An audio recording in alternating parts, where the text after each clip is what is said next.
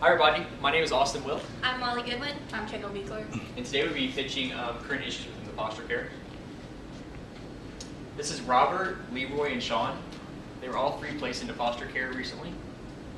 They not only lost their home, but potentially lost one another.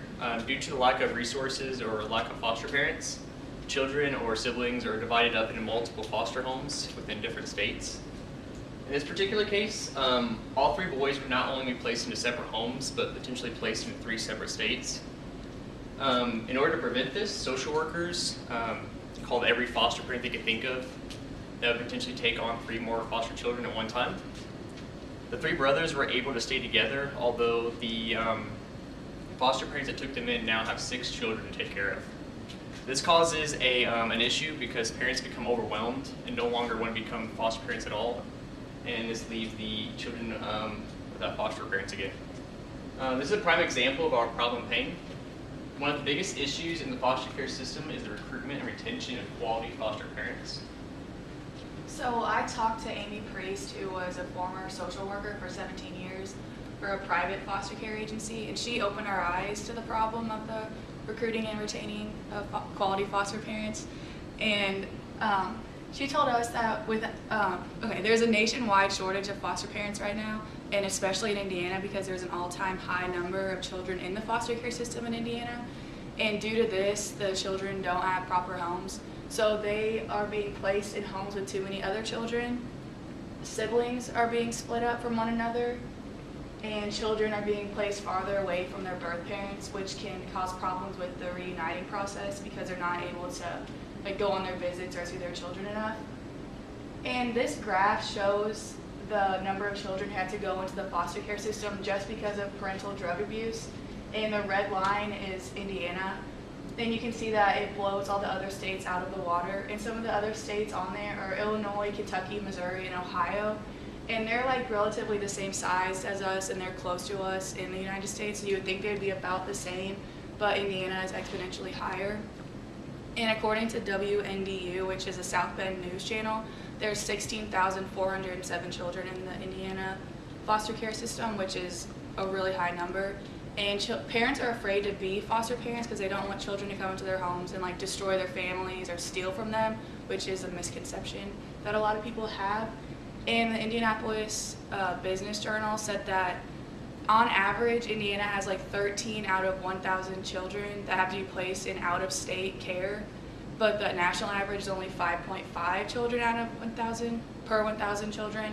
So you can tell that it's the Indiana foster care system needs a lot of work compared to the rest of the United States.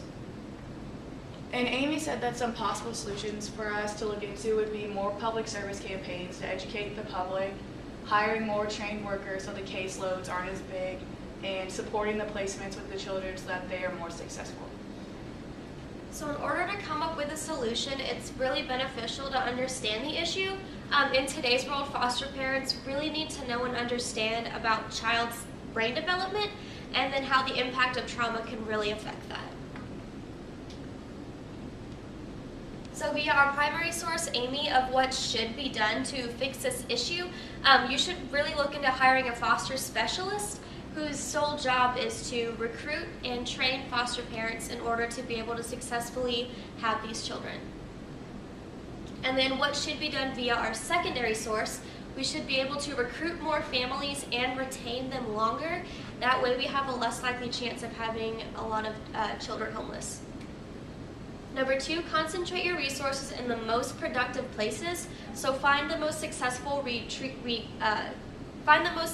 training programs and then use those in the future.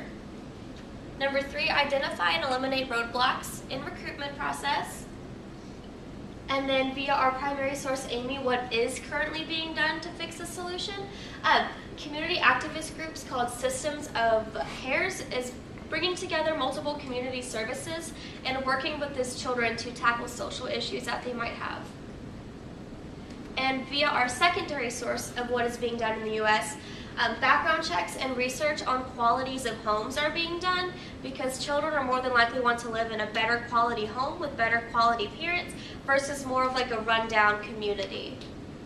Number 2, examining the best ways to determine state accountability. So if the situation is so bad that you want to bring in child protective services, or how much you want the government to be involved with this.